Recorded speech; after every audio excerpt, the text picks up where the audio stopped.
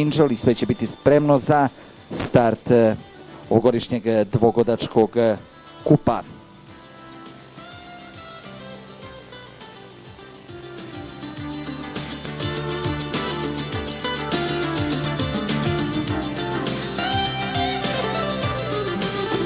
Start trke, Poliksena je ta koja sa Milojevićem želi da diktira tempo. Krenuo se za trenutak Milojević da vidi gde su rivali najbliži. Whisky Daniels sa Željkom Ilićem, treća pozicija za Naglu Skolo, pa poravnati na četvrtom mestu iznutra Kisli Galesta, s polja Quick Angel sada pojačava. Quick Angel uzima tu četvrtu poziciju, ispred nje Nagla, Whisky Daniels, pa Poliksena ide iznutra.